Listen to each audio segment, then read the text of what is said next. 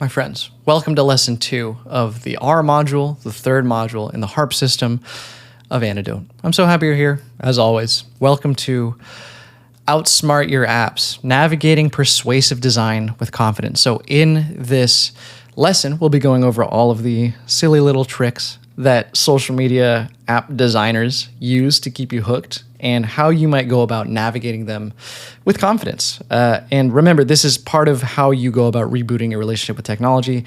This is the awareness part, and I can't wait to dive in because it's really cool and really sinister. The Big Tobacco wanted your lungs. The App Store wants your soul. This is another quote from Digital Minimalism by Cal Newport. It is a very stark realization of what's actually going on here. You thought Big Tobacco was bad. Welcome to the App Store, where they want nothing more than your soul and also all the money in your bank account. So that is sort of a way to kick off this lesson. I want to give you a little introduction, a brief introduction, if you will, on persuasive design. Billion-dollar mega corporations are farming your attention for profit. And this can be summed up in one word: attention farming. The most valuable resource in the world right now is not oil, and it's not even oxygen. It's your attention, because attention drives dollars. And that is a huge part, I mean, if not the only part of what social media is all about. And this isn't new, this isn't new information. In fact, here's a little story from Digital Minimalism. It's Cal Newport talking about Bill Maher's 60-minute segment that aired in 2017 titled Brain Hacking. He was interviewing Tristan Harris, who is a former Google engineer and is now considered a whistleblower. I think he's a self-appointed whistleblower. The segment opens with Anderson Cooper interviewing Tristan. Anderson Cooper says, "Is Silicon Valley programming apps, or are they programming people?" Harris responds, "They're programming people. There's always this narrative that technology's neutral, and it's up to us to choose how we use it. That's just not true." Technology is not neutral, Cooper interrupts. It's not neutral. They want you to use it in particular ways for long periods of time, because that's how they make their money. This is a former Google engineer saying this. It's not just some guy. This is someone who has been behind the curtain at a billion-dollar corporation, trillion-dollar corporation that knows how to manipulate people. That is exactly what is happening. Cal Newport then compares it to 1995's Jeffrey Wigand interview, who was a whistleblower for Big Tobacco. He said that cigarette companies were engineering cigarettes to become more addicting. They were putting more in the tobacco that was obviously not just the tobacco, it makes it more addicting. Philip Morris, who is a tobacco company, wanted your lungs. The App Store wants your soul. Our phones are addictive by design. Many technologies, particularly smartphones and social media, are intentionally designed to be addictive. For example, the pull to refresh feature is based on the psychology of intermittent variable rewards. We learned about that with the pigeons in the lesson before. And if you don't know what that means, it means you skipped a lesson. So go back and watch that lesson. Persuasive design is under scrutiny for promoting compulsive tech usage. When you talk about attention farming, and which is something that you shouldn't be farming. Just the words attention farming sounds sinister as it is. You really bring into question the morals of not only these tech corporations, but even yourself, and allowing yourself to be a part of these systems. And for a large part, that doesn't necessarily come down to our own character flaws. It is, again, just built into our human psychology, as we discussed at the end of the last lesson. The race to the bottom of the brainstem is a term that Harris describes for the competition for attention. That is the race to the bottom of the brainstem. Tech companies strive to dig deeper into the primitive brain, exploiting vulnerabilities. They are exploiting this fear of missing out, right? FOMO, we all know this, FOMO. That is the feeling you get when you're not included on something, and that is totally something that is being exploited by social media, and that is a huge part of that primitive Paleolithic brain that we were talking about. Technology is designed to prey on the human fear of missing out, driving constant and total engagement. A simple example is Snapchat snap streaks. I feel like I remember when those came about, and it was such a weird thing because I didn't have enough friends to do it with, and B, just sending someone a snap just so you can keep a certain number up. That is completely a huge part of pretty much all of this. The race to the bottom of the brainstem, fear of missing out, all of this. It is addictive by design. Here are some strategies and tactics that are used by app designers. Social media companies and app designers use an ever-growing set of tactics to make you more and more addicted to your phone. I want to remember the Sean Parker quote that I was talking about in the last lesson. We need to sort of give you a little dopamine hit every once in a while. So, okay, that's a little better. A like button, right? The genesis of the like button can be traced back to 2007.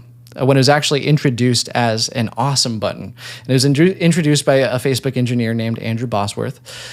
It didn't gain prominence in 2009, which is when the like button changed the world. It was this thing that you could easily press and send a message. I sort of mentioned this in the last lesson, but it sends the message that you are thinking about that person. And the like button can be used to represent all of the other engagement functions that social media has to offer, whether it's liking or tagging or reposting. The like button was the genesis of all of that. There's a huge psychological impact that the like button made. It plays on the desire for social validation, leading to dopamine hits whenever we receive likes, leads to compulsive checking of social media and unhealthy focus on validation through likes, right? This is all very surface level things that your parents maybe have told you, or maybe not as time progresses, have told you about social media. And it fosters this vapid comparison culture, I like to call it, contributing to feelings of inadequacy and anxiety. The like button is most well known, but there are other tactics used by app designers that I'd love to actually list out here. So I'm going to select this, my beautiful art piece here, and resize it. So you don't have to stare at a big ugly like button the whole time. There's so many strategies used by app designers, and I want to list them out here. There's too many to list, but I'll just start the list here. Infinite scrolling.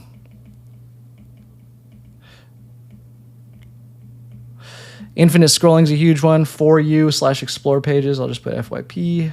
That's present in multiple apps. Recycled notifications.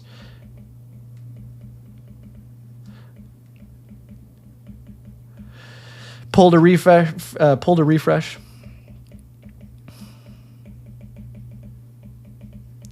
Snap streaks, talked about.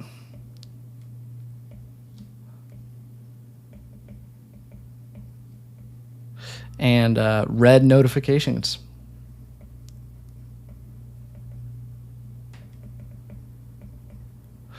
This is just a small example of an ever-growing list of things that app designers and social media apps use to keep you addicted. Something that stuck out to me when I was researching this and reading Digital Minimalism by Cal Newport was the red notifications. He was talking to Leah Pearlman, who was that engineer who was part of the product team on the people who developed the like button. And they were talking about how changing the color of the Facebook notifications to red drastically improved how many people clicked on the notification and how many people stuck on the app. I remember a time, this must have been, it's probably earlier than 2012, but I feel like I remember signing up for Facebook and understanding notifications and what they were.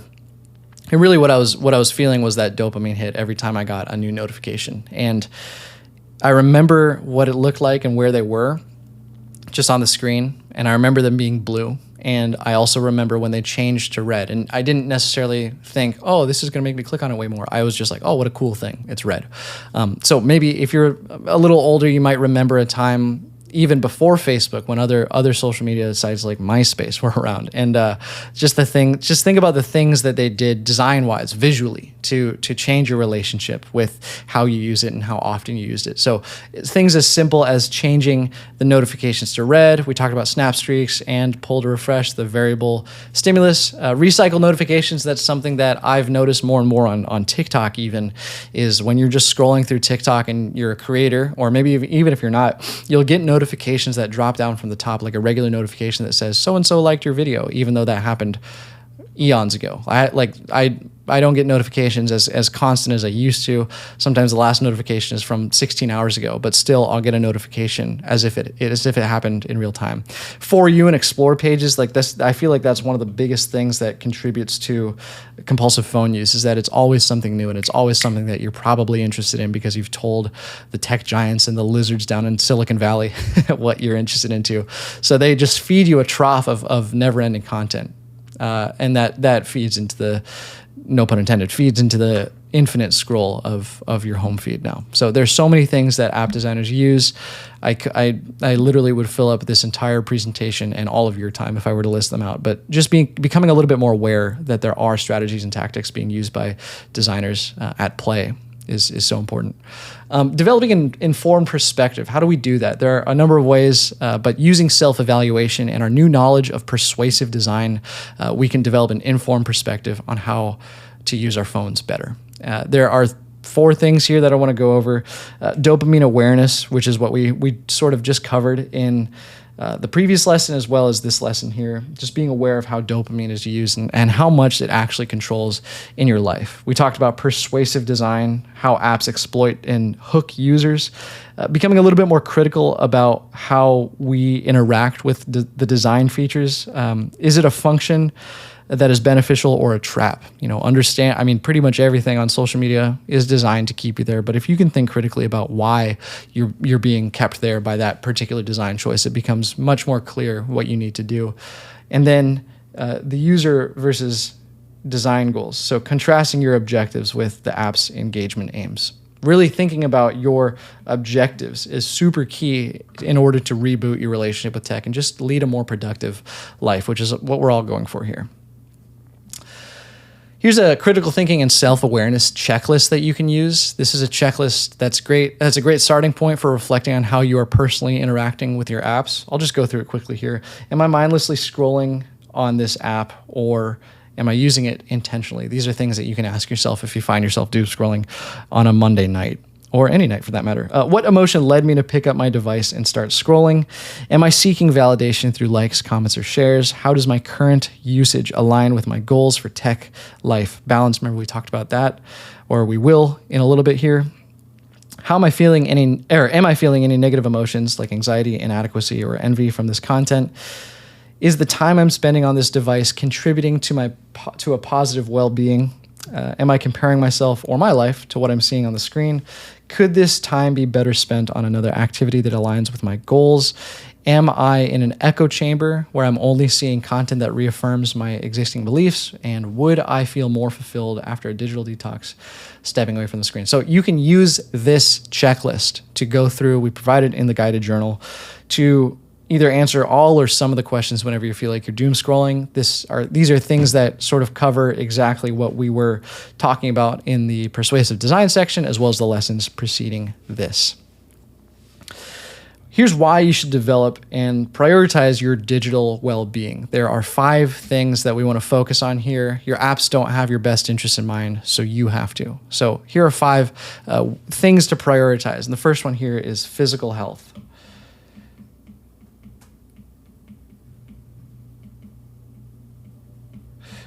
Remember in the H module, we talked about the big 3, and the first thing was, I suppose the second thing was physical exercise. That is one of the best ways you can start breaking the cycle of phone addiction, but also just being aware of your physical health and how it's affected by your phone. Just to name a few things, there's eye strain implications, sleep disturbances, and sedentary lifestyle risks. The eye strain is a huge one. I now wear glasses, as does most of the nation, because of how integrated our lives are with technology. Sleep disturbance is a huge thing. Sleep is maybe the most important thing you can do as a human being. So not getting adequate amounts of sleep or not getting high enough quality of sleep is a huge thing that has so much deep implication on who you are as a person and just how you operate. The next one here is mental well-being.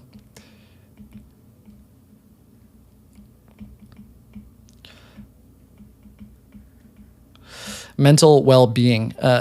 the dopamine-driven cycle can create anxiety and stress. We know this in the last 3 modules so far. We've learned how important dopamine is and how it's being hijacked by corporations and social media. Social media often presents distorted, unrealistic life snapshots. We also know this. This is not new information that we're just now discovering. It is the idealized presentation of someone's life. It is all the highlights that inherently cause this comparison culture that is no good for your mental well-being. So just understanding how that affects you personally. Maybe it doesn't affect you as much as it does the next person, but just being aware that that is a huge factor at play when it comes to your digital well-being. The next one here is time management.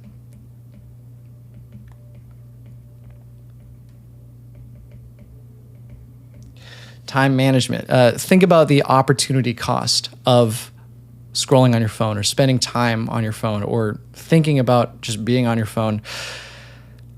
You want to always be ready for opportunity, which is luck. Liam and I were talking about this yesterday even, how much luck plays into the success of anyone, whether it's a person or a business. Luck always plays a huge factor. You know, especially on social media, it seems as though people manufacture success through hard work and dedication and waking up at 5. And while that's a huge factor to being successful, there's also an element of luck that I feel like nobody really talks about.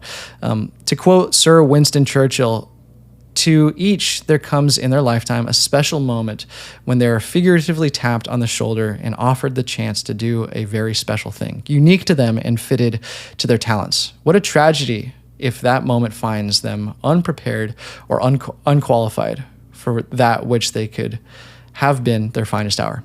I resonate with this quote so much because I feel fortunate and blessed enough that the algorithm chose me in November of 2022. It skyrocketed a video from 2,000 views to over 1 million overnight. And I went from 2,000 followers to 50,000 and to 100,000 and to eventually 700,000. And that was all because I got lucky. I've been making videos for my entire life. And that is, you know, the hard work and dedication I was talking about. But nothing can prepare you for what it's like to have to have a video swept up by the algorithm and presented to millions and millions of people on a daily basis.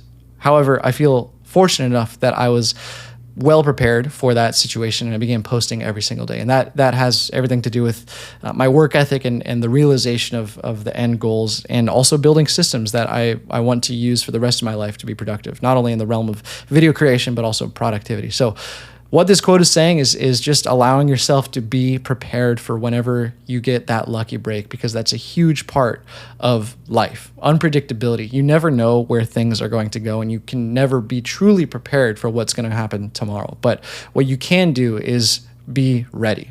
And that comes all with managing your time better and being prepared to think about opportunity cost of what you're doing. So excessive phone use means less time getting ready for when fate comes knocking at your door. It could be the difference between changing your life versus letting it pass you by. The next one here is self-empowerment. Here we go.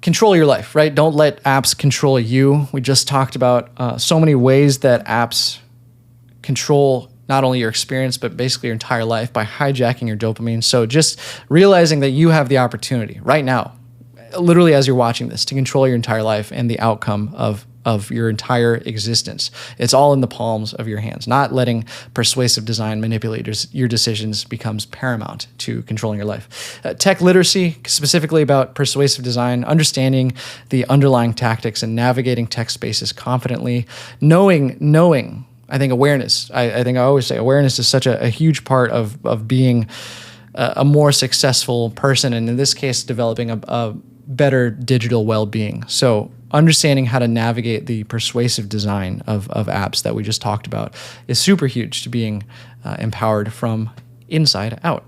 And the last one here I want to talk about is social connections.